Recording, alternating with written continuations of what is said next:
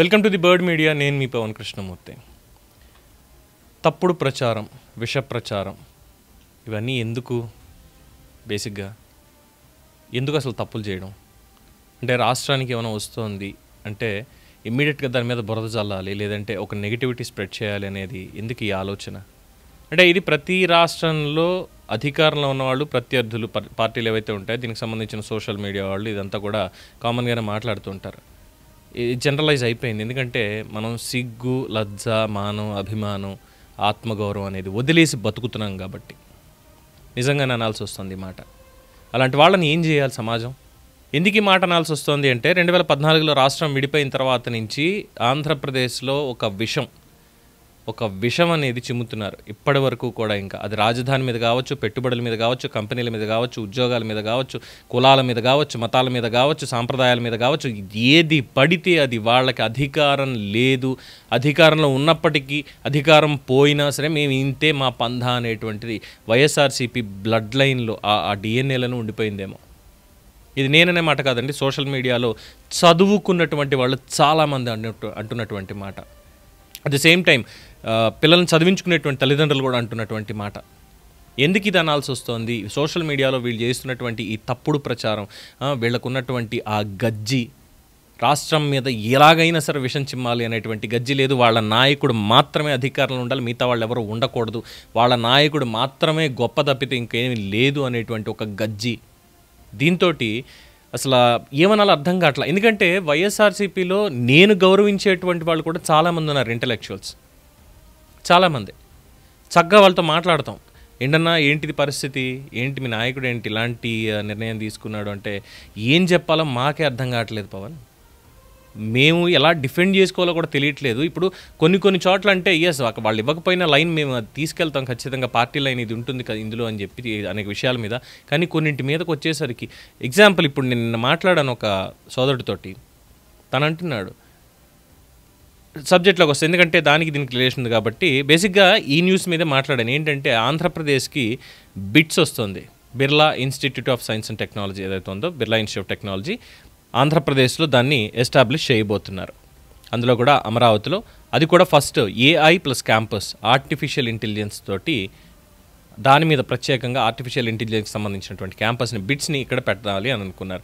అయితే దీని మీద చరిత్ర కూడా ఉంది. 2014 నుంచి కూడా ఆంధ్రప్రదేశ్లో పెట్టాలి అనేటువంటి ఇంట్రెస్ట్ వాళ్ళకు ఉంది, ఇంట్రెస్ట్ చూపించారు అని చెప్పి అప్పట్లోనే. అది కూడా ఇక్కడ 2014లో ఇది వస్తుంది. 2014లో విశాఖపట్నంలోనే దీనికి సంబంధించి పెట్టాలని అనుకున్నారు. అలాగే అది అక్కడేంటి దాని అనుబంధ సంస్థ, బిట్స్ అనుబంధ సంస్థని, బిట్స్ పిల్లని అందరికీ తెలిసిందే కదా.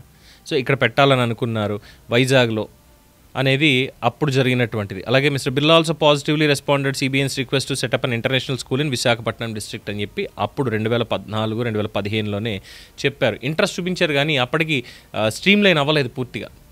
ఇక 2019-24 మధ్యలో వాళ్ళు రావచ్చుగా పోని, కానీ మన దగ్గర రానివ్వలేదే. మన దగ్గరికి ఎవరు వస్తానన్న ఉన్న వాళ్ళనే గెంటేసేటువంటి పరిస్థితి అప్పుడు చూసాం కదా. ఏ సంస్థలు విడిపోయాయి ఏంటి అనేది, అలాగే వీళ్ళకి కావాల్సిన వాళ్ళు ఎలాగ తెప్పించుకున్నారు, ఏం చేశారు అనేది, ఏం జరిగింది అనేది.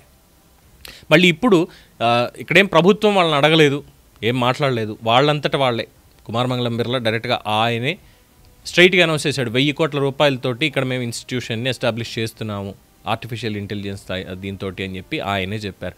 చెప్పినటువంటి దానికి దీని మీద ప్రచారం జరుగుతుంటే ఏంటన్నా ఇన్స్టిట్యూట్ ఇలా వస్తుంది కదా, ఏంటి దీని మీద మీ వాళ్ళు ఏంటి ఇలా చేస్తున్నారు, ఇలాంటి తప్పుడు ప్రచారం ఏంటంటే వాళ్ళని ఏ చెప్పుతో కొట్టాలో నాకు తెలియట్లేదు పవన్. ఎందుకంటే పార్టీ లైన్ అనేది ఒకటి ఉంటుంది, ఇన్స్టిట్యూషన్స్ ఏమైనా వస్తున్నాయి పెద్దవి, అది ఎలా వస్తున్నాయి ఏంటనేది చూసుకుని ఒకవేళ దాన్ని మనం అప్రోచ్ అయ్యాము, అప్పుడు అప్రోచ్ అయ్యి మనం ఏమైనా చేసామన్న దానికి ఇగో గతంలో జగన్మోహన్ రెడ్డి గారు ఇలాగ కుమారమంగళం బిర్లాని అడిగిన దానికి ఆయన చూస్తానని చెప్పారు, బట్ అప్పుడు రాలేదు. ఇగో ఇప్పుడు వస్తున్నారంటే అంతకుముందు చంద్రబాబు, తర్వాత జగన్మోహన్ రెడ్డి ఇద్దరు అడిగారు రాష్ట్రంలో పెట్టండి అని, ఇప్పుడు వాళ్ళకి పాసిబిలిటీ అయింది పెడుతున్నారు అని చెప్పడానికన్నా ఉండేది.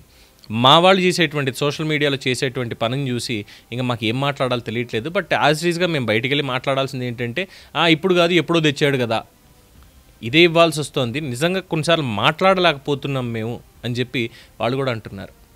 బట్ ఒక కైండ్ ఆఫ్ గ్రూప్ వాళ్ళు మెయింటైన్ చేస్తూ వస్తున్నారు వైఎస్ఆర్సీపీలో ఈ సోషల్ మీడియాకి సంబంధించి. దీంట్లో నిన్న చూసా ఏంటంటే రెడ్డి గివ్స్ అని ట్విట్టర్ హ్యాండిల్ ఒకటి ఉంది, అదే ఎక్స్లో ట్విట్టర్ హ్యాండిల్ ఒకటి ఉంది, రెడ్డి గివ్స్ అని. వాళ్ళు ఏం చేస్తుంటారు ఈ హ్యాండిల్ అనేది చూస్తే, రాజశేఖర రెడ్డి గారికి వైఎస్ఆర్సీపీకి అభిమానులు దాదాపుగా వీళ్ళకి ఒక 2 లక్షల మంది ఫాలోవర్స్ ఉన్నారు. 2013 నుంచి ఈ అకౌంట్ నడుస్తుంది. Community builder, give away host, influencer, content creator, ఇవన్నీ కూడా ప్రమోషన్స్ చేసుకుంటూ ఉంటారు. బేసిక్గా ఆన్లైన్ బట్టింగ్ ప్లాట్ఫామ్స్, లేదంటే ఆన్లైన్ ప్రమోషన్స్, లేదంటే సోషల్ మీడియా ఇన్ఫ్లుయెన్సర్ ప్రమోషన్స్, డబ్బులు తీసుకొని ప్రమోట్ చేసేటువంటి వాళ్ళు. ఈ హ్యాండిల్ నుంచి ఏం చేశారు క్లియర్గా చూస్తే, కింద ఇండియా ఇన్ఫో గైడ్ వాళ్ళు నిన్న ఇండియా ఇన్ఫ్రా రిపోర్ట్ అని చెప్పి దానికి సంబంధించి BITS Pilani announces 1000 crore investment for a new AI+ campus in Amaravati Andhra Pradesh అంటే, don't waste your money BITS Pilani India, there are better places to build your college. Don't waste your money, అమరావతిలో ఈ amount అనేది మీరు waste చేసుకోకండి. వేస్ట్ చేసుకోవడానికి మీకు కావాలనుకుంటే మీకు వేరే చోట దీనికి సంబంధించి ఉన్నాయి, మీరు అక్కడికి వెళ్ళి చేసుకోండి అని చెప్పి. వెళ్ళి ఏమనాలి, వేరే మంచి ప్రదేశాల్లో పెట్టుకోండి అని చెప్పి. వీళ్ళని సైకోలు అనకుండా ఇంకేమైనా అందామా పోనీ?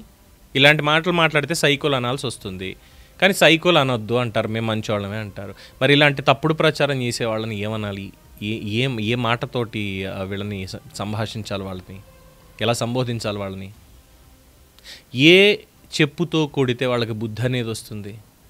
జగన్మోహన్ రెడ్డికి మాత్రం కనీస జ్ఞానం లేదా? ఒరే మన పార్టీ వాళ్ళు ఏంటి మీరు ఇలా చేసేది, నేను లాస్ట్ టైం వెళ్ళి మా బిర్లాని కలిశాను, నేను మీరు ఇలాంటి తప్పుడు ప్రచారం చేస్తారంటే నేను అధికారంలో లేను కాబట్టి రాష్ట్రానికి ఇంకే ఇన్స్టిట్యూట్ రాకూడదా అని చెప్పేటువంటిది కూడా లేదా? ఆ సోషల్ మీడియా కన్వీనర్ ఎవడు అసలు? ఇది రాష్ట్రానికి సంబంధించింది రా బాబు. రేపు పొద్దున్న ఆ బిట్స్ పిల్లనిలో నీ పిల్లలకో నా పిల్లలకో సీట్లు వచ్చాయి అంటే వాళ్ళు చదువుకునేది దాంట్లోనే, అమరావతిలో. దానికే పంపిస్తాం మనం, పోటీ పరీక్షలు చదివించి రుద్దించి మరీను ప్రతిష్టాత్మకంగా. మన వాళ్ళ భవిష్యత్తే కదా, దాంట్లో ఏమి లాభాలు కొట్టుకుపోవడానికి ఇంకోటి అవినీతి అనడానికి ఏం లేదు కదా. బిట్స్ అనేది ఎంత ప్రతిష్టాత్మకమైనటువంటి యూనివర్సిటీ అనేది అందరికీ తెలిసిందే కదా, ఇన్స్టిట్యూషన్స్. అలాంటిది వస్తుంటే సంతోషించాల్సింది పోయి మీరు రండి మా దగ్గర, ఎంత మా హాస్పిటాలిటీని చూద్దిరి కానీ మీరు, మా స్వాగత సత్కారాలు, మా మెయింటెనెన్స్ ఎలా ఉంటుందో మేము చూపిస్తాం మీకు, మా ప్రేమ ఆప్యాయతలు ఎలా ఉంటాయి చూపిస్తాం, మా గౌరవం ఏంటని చూపిస్తాం మీకు, మీరు రండి మా రాష్ట్రానికి అని చెప్పి మనం పిలుచుకోవాలి కలిసికట్టుగా అందరూ. కానీ ఇలా విడిపోయి ఇష్టం వచ్చినట్టు తప్పుడు ప్రచారం చేస్తాం, రావద్దని చెప్తామని, దీని సైకోతత్వం అనకపోతే ఇంకేమనాలండి? ఏమనాలి ఇంకా? ప్రతి దానిలోనూ రాష్ట్ర రాజధాని అదేం జగన్మోహన్ రెడ్డిదో, లేదంటే చంద్రబాబు నాయుడుదో, పవన్ కళ్యాణ్దో, లోకేష్దో, ఇంకొకరిదో కాదు, అది 5 కోట్ల మంది రాజధాని. అది మనం మాట్లాడిన మాటలు అప్పుడు మర్చిపోయాం. దాన్ని ఏమో తీసుకెళ్ళి ఒక కులానికి అంటగట్టేసాం, ఒక కుల ముద్ర వేసేసాం. దానికి బ్లూ ప్రింట్ చూపిస్తే దాన్ని ఏకంగా గ్రాఫిక్స్ అనేస్తాం తప్పితే కనిపించేటువంటి కన్స్ట్రక్షన్స్ ఏమేమి ఉండవు. మనం మాత్రం మొత్తం అందరినీ మభ్యపెట్టి ప్యాలెస్లు కట్టచ్చు, కొండను కూలగొట్టి పర్యావరణాన్ని ఇచ్చేసి. అరే కనీసం ఆలోచన అనేది ఉండదు ఇలాంటి పనులు చేసేటప్పుడు, ఇలాంటి తప్పుడు మాటలు మాట్లాడేటప్పుడు.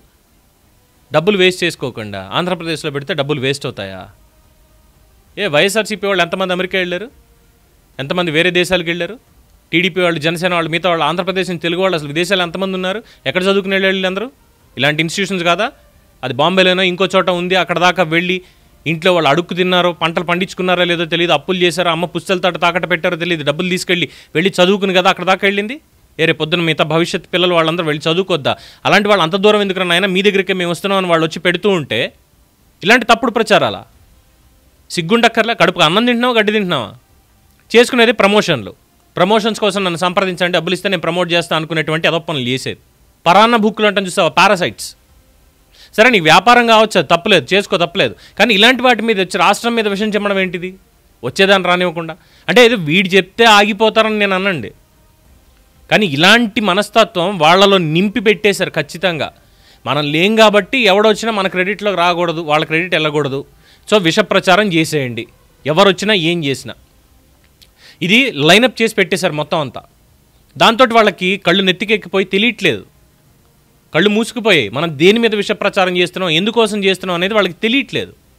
దీనివల్ల వైఎస్ఆర్సీపీలో ఉన్నటువంటి ఇంటలెక్చువల్స్ చాలామంది వాళ్ళు కూడా ఇబ్బంది పడుతున్నారు, ప్రజల్లోకి వచ్చి మాట్లాడడానికి ఇబ్బంది పడుతున్నారు.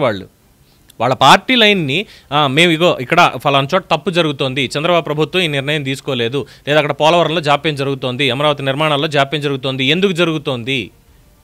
గత 5 ఏళ్ళు మా పాలన బాగాలేదు అని చెప్పారు, బాగానే ఉంది, ఏడాది అయింది కదా మీరు వచ్చి ఏం చేస్తున్నారు మీరు అని ప్రశ్నించాలి అంటే ఇలాంటి వాళ్ళ వల్ల, వాళ్ళు చేసేటువంటి దానివల్ల బయటకు వచ్చి మేము మాట్లాడలేకపోతున్నాం అని చెప్పి వైసీపీ వాళ్ళే మాకెందుకురా ఈ రాజకీయాలని. ఎందుకంటే నేను చూస్తున్నా ఎంతోమంది లీడర్లు కనీసం రోడ్డు మీదకి రావడానికి కూడా భయపడిపోతున్నారు. కేవలం ఆ చుట్టుపక్కల ఉన్నటువంటి 10 మంది 15 మంది వీళ్ళు తప్పితే ఇంకెవరు లేరు. అలాగే అధికార ప్రతినిధులు ఇంకొక 5 ఉంటారు, నోరేసుకు పడిపోయేటువంటి వాళ్ళు, వీళ్ళు తప్ప ఇంకెవరు మాట్లాడట్లేదు. ఎందుకంటే వాళ్ళకి ఇంకా లేదు, బేసిక్గా వాళ్ళు ఏదున్నా ఇదే మాట్లాడతాం మేమని. ఇగో ఇలాంటి సోషల్ మీడియా హ్యాండిల్స్. వీడిని ఏం చేయాలి ఇప్పుడు ప్రభుత్వం? ఇలాంటి వాళ్ళని ఇప్పుడు అరెస్ట్ చేసింది అనుకోండి, అదిగో సోషల్ మీడియాలో చెప్పినందుకు కానీ అరెస్ట్ చేసేసారు. మరి వాడు చేసిన తప్పు కాదా అది? ఇలాంటి యూనివర్సిటీలు మన దగ్గర ఉంటే మన పిల్లలు విదేశాలకు వెళ్ళి చదువుకోక్కర్లేదు కదా, మన దగ్గరే చదువుకోవచ్చు కదా. క్వాలిటీ ఎడ్యుకేషన్ మన దగ్గరే ఉంటుంది కదా. జగన్మోహన్ రెడ్డి పిల్లలు లండన్ వెళ్ళి చదవక్కర్లేదు, లేదంటే లోకేష్ అప్పట్లో యూఎస్ వెళ్ళి చదువు ఉండాల్సిన అవసరం ఉండేది కాదు మన దగ్గరే ఉంటే. విమర్శించుకునే ఇవే కదా వీళ్ళు. కొంచెం ఇప్పటికైనా మారండి. దేని మీద విమర్శించాలి, దేని మీద విమర్శించకూడదు, కొంచెం ఇప్పటికైనా మారండి. ఇది రాష్ట్రానికి సంబంధించింది, ఒక పార్టీకి సంబంధించింది కాదు, ఒక కుటుంబానికి సంబంధించింది కాదు. సో ఇలాగా తప్పుడు రాతలు రాసేటువంటి వాళ్ళు, ఇలాంటి వాళ్ళు ఇంకెక్కడున్నా సరే ప్రజలు బుద్ధి చెప్పాలి వాళ్ళకి 100%. అలాగే ప్రభుత్వం చర్యలు తీసుకోవాలి. ఇలాంటి తప్పుడు వార్తలు రాసేటువంటి వాళ్ళ మీద, తప్పుడు ప్రచారాలు చేసేటువంటి వాళ్ళ మీద ఖచ్చితంగా చర్యలు తీసుకోవాలి. స్వీయ నియంత్రణ ఉండాలని సుప్రీంకోర్టు వారు చెప్పారు. చట్ట భయం అనేది లేకపోతే ఇలాగే ఉంటుంది. సో భయం అనేది కూడా ఉండాలి కాస్త. తప్పుడు మాటలు మాట్లాడినప్పుడు, తప్పుడు ప్రచారాలు చేసేటప్పుడు మనం చేస్తున్నాము, శిక్ష పడుతుంది అనేటువంటి ఒక భయం ఉంటే అప్పుడు ఇలాంటి కోతలు గుయ్యరు వీళ్ళు. దీని మీద మీ అభిప్రాయం ఏంటనేది కామెంట్స్ రూపంలో తెలియజేయండి. చూస్తూనే ఉండండి ఇది బర్డ్ మీడియా. ఈ వీడియో కనుక మీకు నచ్చినట్టయితే లైక్ చేయండి, షేర్ చేయండి, సబ్స్క్రైబ్ చేయండి. అలాగే పక్కనే ఉన్న బెల్ ఐకాన్ని క్లిక్ చేయండి.